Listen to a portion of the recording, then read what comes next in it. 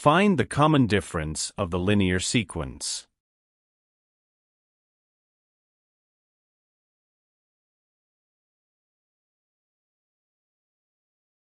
For a linear sequence, that is, arithmetic progression, the common difference, which always labeled d equals the second term minus the first term, which equals to third term minus the second term.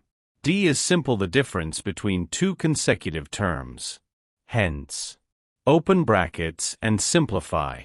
We have that the sum of 2 times k and 3 minus 2 plus 3 times k equals the sum of k and 7 minus 2 times k minus 3.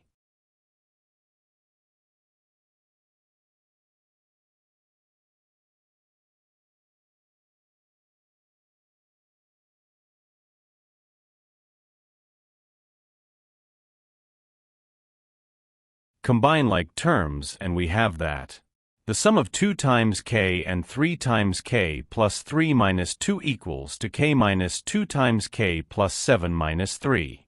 Simplify and we have that the sum of 5 times k and k equals 4 minus 1. 6 times k equals 3.